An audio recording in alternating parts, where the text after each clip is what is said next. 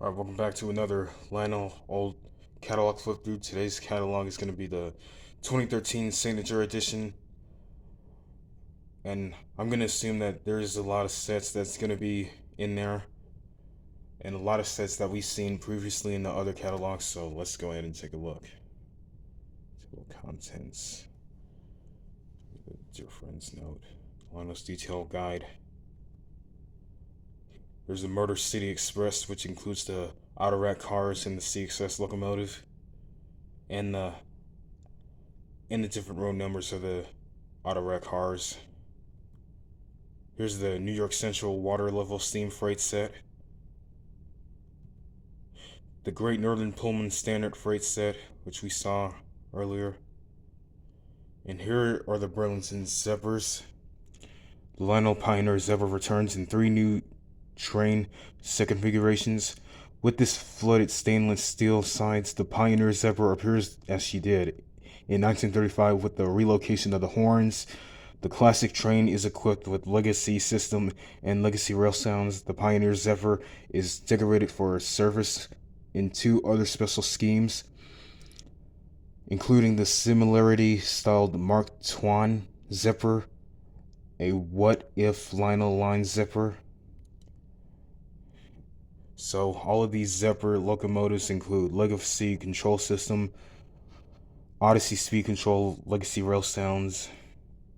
They have 6 official railroad speeds with crew talk dialogue, 8 diesel RPM levels, legacy rail tranquil and horn, control with incident response, 4 realistic signature quilling and correctly timed warning signals, signal hit or continuous mechanical bell sounds. They have operating headlights on the locomotive or rear car of observation car, and they have metal frames, and so on.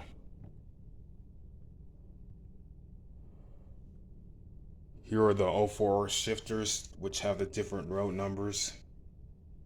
They have both smoke and lights. They have rail sounds, conventional control, and a minimum curve of 027. Here are the USRA 080 switchers with the different road names, with legacy and conventional versions available, and the minimum curve of 0-31. The 260 Mogul steam locomotives with different road numbers. The 2 truck shays with legacy control and rail sounds. The Berkshire locomotives, which are 284, kind of like the 1225.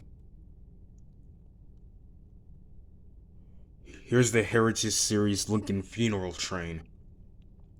By April of 1965, the Union had prevailed over the Confederacy, and the Iron Horse connected towns and cities across the nation and its territories.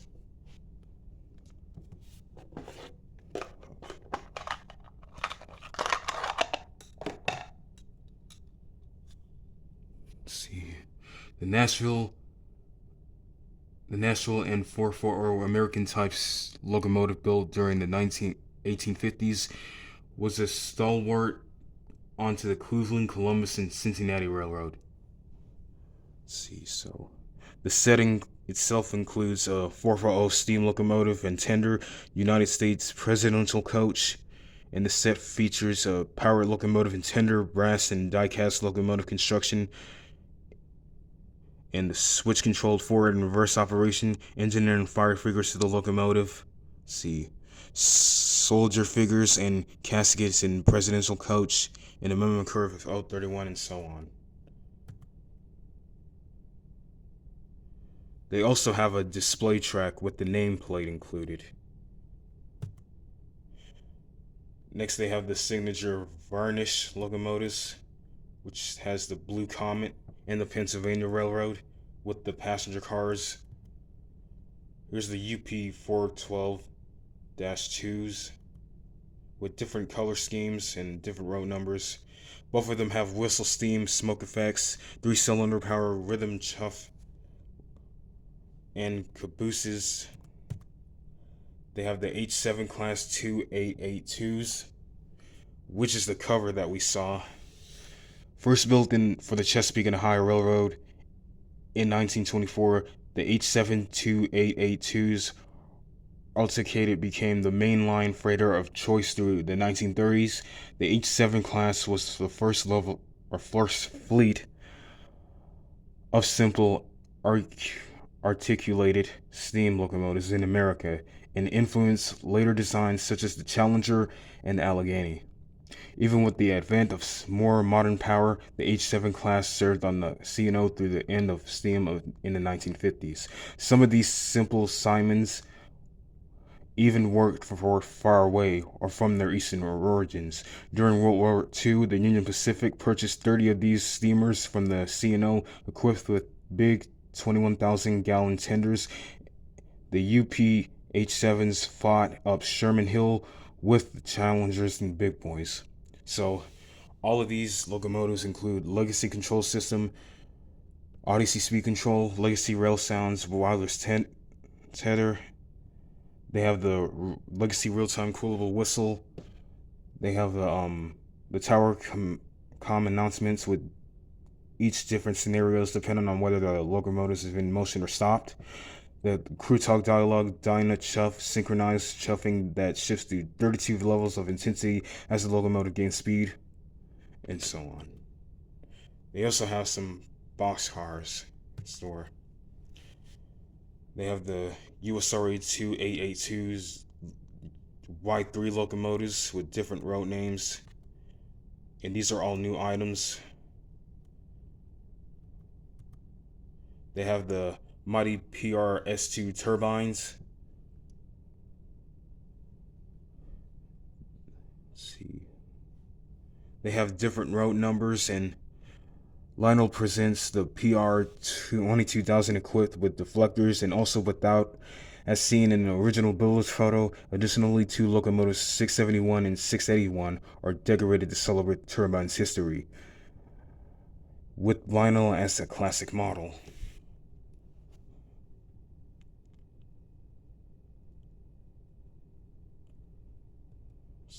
They have the command control vehicles with different road names, with front and rear operating headlights. They have powerful maintenance-free motor, traction tires, die-cast metal frames, blinking strobe light on roof, realistic interior cab details, and driver figure, and a minimum curve of 027. They have different road numbers as well, with different color schemes. They have the command control 1955 Mo trucks, and they're completed with operating headlights and flashing rooftop strobe lights. And these command control equipped 1955 pickup trucks are ready for duty around your layout. They have command control equipment, powerful maintenance motor, forward and reverse operation, operating headlights, and so on. They have some more Mo trucks with different color schemes. They have more command control units. The Ennis Heritage Series SD70 ACESs with the cars, or hopper cars and cabooses. Here's some more of them with different color schemes from the Jersey Central lines, Erie, Lackawanna Railroad, and the hopper cars as well. They have the Reading lines, Wabash, Illinois Terminal, Penn Central, and they also have the same color schemes for the cabooses.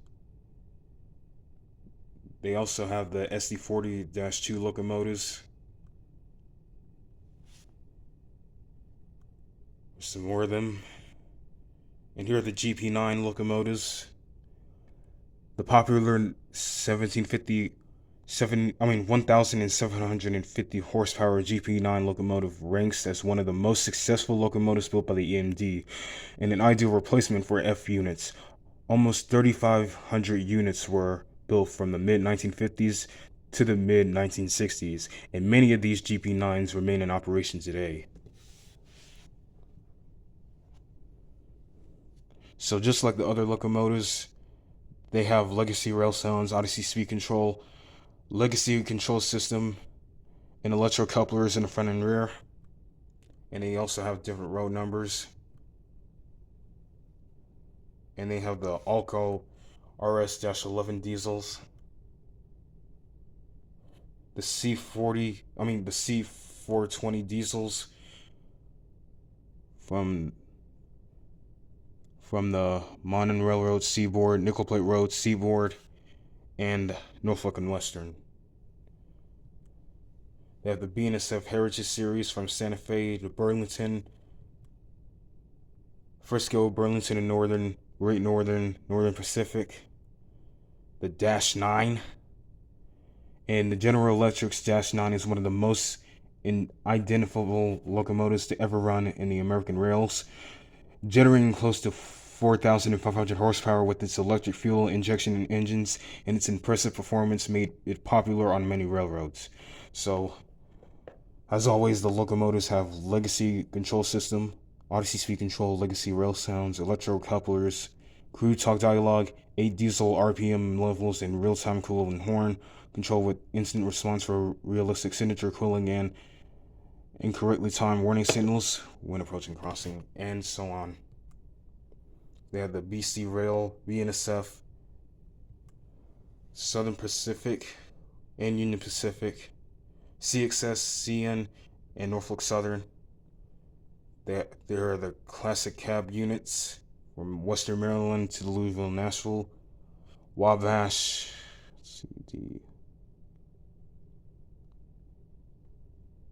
and the Southern Pacific. There's the California Zephyr from Burlington, and it changed to Rio Grande, and in Western Pacific, along with the B units as well. Here are the Shark Noses, which were styled after the Pennsylvania's T1 turbine steam locomotive. The Baldwin produced over 150 RF-16 locomotives for just a few years in the early 1950s. These 1,600 horsepower cab units were known for excellent performance, with many serving into the 1960s. And all of these locomotives are powered and non-power A units, feature fan-driven smoke unit, directional lighting including LED headlights from electrocouplers, fuel tank and frame, opening doors, illuminated cab interior, and illuminated number boards. And they have different road numbers as well, like the New York Central, Baltimore and Ohio, and Southern Pacific. Here are the GP35 diesels, CN, Rio Grande, DT&I, and Cheesy System. There's the Norfolk and Western, Rock Island, Reading Lines, Western Pacific. And here are the CXS Heritage locomotives that we saw a little bit long ago. And they have the Centipedes and the EMD E8, E9 diesel locomotives with new tooling. And many of these famous passenger trains in the United States were pulled by the classic EMD E8 or E9 diesel locomotives. The E8 was produced in 1949 until the mid-1950s, when it was replaced by its successor, which was produced until the mid-1960s, and hundreds of these locomotives types were produced, and many went on to used in freight service, and scores still exist to this day. They also have some passenger cars along with it, and the EMD E9 diesel locomotives with different road names, and the add-on passenger cars sets. Here are the rolling stock double-sheeted box cars with operating couplers with round roof box cars. Here's some double door box cars from Steamline, Southern Pacific, Canadian National, and Jersey Central lines on the C&J. The PS1 box cars from the Rio Grande, Milwaukee Road, C&J, Streamline, and Detroit and Mechanic. I think that's how you say it, but I apologize if I pronounce it wrong. Anyway, they have some PS4 flat cars. These are, they have the Union Pacific, Santa Fe, Central New Jersey, Burlington Northern, Pennsylvania, and Great Northern. And all of these are at a price of $69.99. They have the scale hoppers and some offset hoppers. The 30,000 gallon tank cars. These are all new items, and in the last decade, growing public government support for the ethanol as an alternative fuel source has created the need for an expanded fleet on modern tank cars to haul millions of gallons of ethanol from the Corn Belt, Midwest to the high consumption areas across the country. The most common tank car used for ethanol transportation today is the AAR classified T108 model. This is non-prescribed modern tank car has impressive capacity of 30,000 gallons and is nearly 60 inches in length.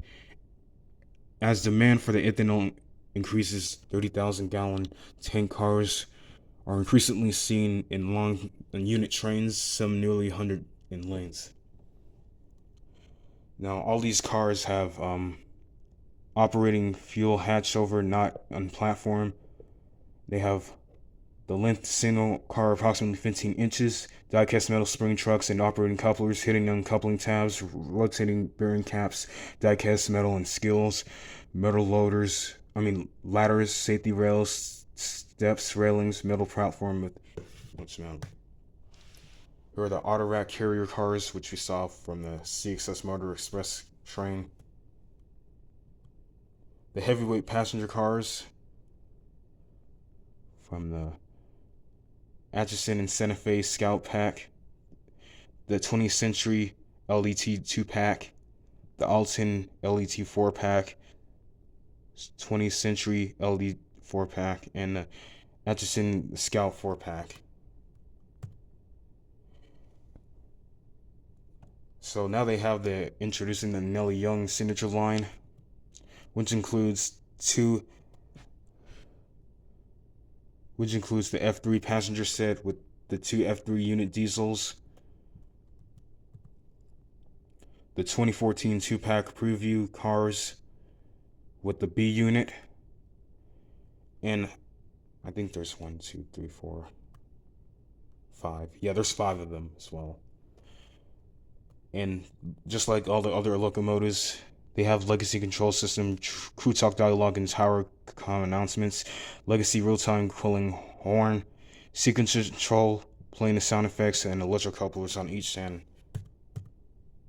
They have the Nellie Young signature line Pennsylvania F3 passenger set, which has the same thing as the Texas Special, which we saw recently. Now here we go to the traditional post-war inspired O-gauge set. Here's the X628 promotional Navy outfit, the Union Pacific anniversary set, the post-war inspired and up and down the Mississippi folks wait for this Illinois Central Streak liner, the Medal of Honor train set, which includes a locomotive, 2 flat cars, and a caboose, the Great Northern Mountain Mover freight set, the GP38 NS Heritage Southeast freight set, and the New Jersey Transit set.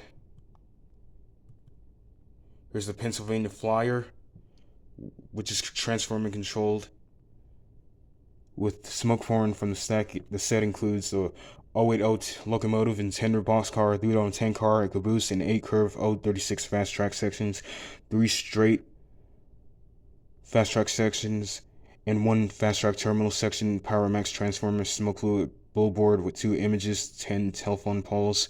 And the locomotive includes transformer control for neutral and reverse operation, realistic air whistle and tender, operating headlight, puff and smoke unit, operating coupler on the rear of tender, powerful maintenance-free motor, traction tires, die-cast locomotive body, engineer and fireman figures. And here's the Polar Express passenger set, which we saw lately. Here's the U.S.-made Armed Forces rolling stock.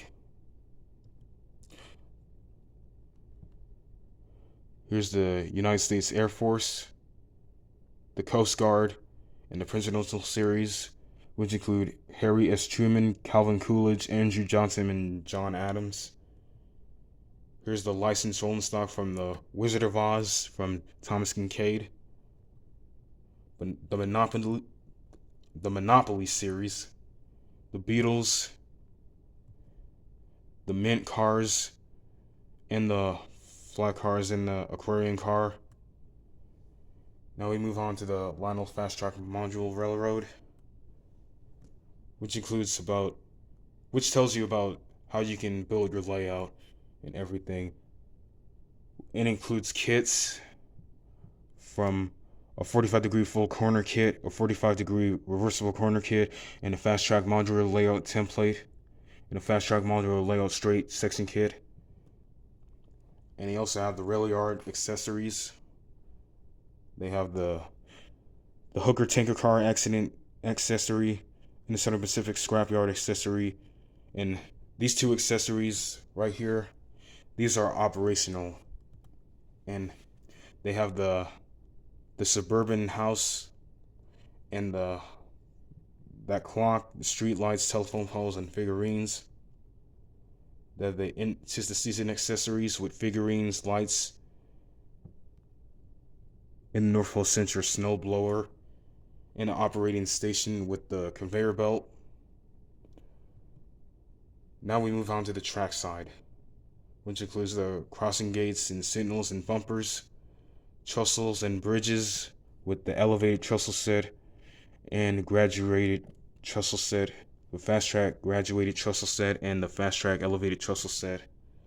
They have the truss bridge with piers, arch under bridge, vehicle grade crossings. And now they have the 100th anniversary Grand Central Terminal. This was one of America's greatest transportation hubs and one of New York City's most iconic buildings. Grand Central Terminal is a national institution and an international example that otherwise would have been destroyed. As it celebrates its centennial this year, the terminal stands as one of New York City's most famous landmarks, from its marble halls to its Princess Tiffany clock that serves as a favorite meeting place for both New Yorkers and visitors from around the world. From its singular facade adorned with the Roman gold Mercury to evocate the view of the stars on its massive interior vault, every day 750,000 people pass through its stored hallways.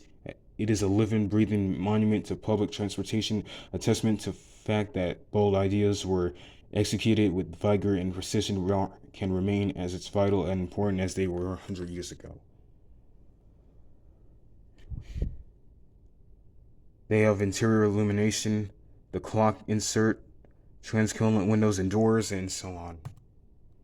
They have the straight tunnel, curved tunnel, conveyed block toward waiting cars and light, smoke, and action. They have the burning signal box. They have that bathtub gondola car load with insert the 3-pack. And the lighted coal tower. We said that before. The Lionelville structures and figures. They have the operating sawmill, operating wind turbine, Lionel cylindrical oil tank, the West Side Lumber, Weyerhaeuser, house under construction. Here's some telephone poles with the flashing lights, the street lights and figurines, and the Lionel boat 4-pack, Lionel cars 4-pack, and the Lionel airplane 2-pack. They have the die-cast metal sprung trucks. The die-cast metal spring trucks with rotating bearing caps, the premium smoke fluid maintenance kit, the Lionel trim book, the Lionel fast track book, and a stool for you to sit on. Here's the legacy product line expanding. They have the cab 1L remote and the Power Master for superior AC track voltage. Here's the Legacy Cab 2 remote controller, the most advanced way to run your trains, which I'm pretty sure most of y'all have. There's some other remotes. The cab 2 system, the Legacy expansion pack, and the Legacy routable utility module. You can control your entire layout with this board, the Legacy control system, and TMCC components. See the powerful options with the CW80, the 180 watt transformer, and they have the power your trains accessories independently. You can control up to 200 speed steps, run up to 4 trains accessories at the same time, 620 watts of power, max 10 amps per output. Now we move on to the fast track section, which I'm pretty sure most of y'all know by now. The inner passing loop add-on track, outer passing loop add-on track pack, the figure 8 add-on track pack, and the siding track add-on track pack. Here's some straight track sections, uncoupling track, transition piece, operating track, terminal section, and an accessory activator extender and curve pieces. Some grade crossings, some switches, and some old style 027 track system. Let's see. The upgrades by Electric RR. Here's the app again, the Lionel Battle Train. Here's the road name index. And that is it. Hope y'all enjoyed this catalog flip through. Be sure to like, comment, and subscribe, and turn the notifications on for new videos every day. And thank y'all so much for watching, and I will see y'all soon.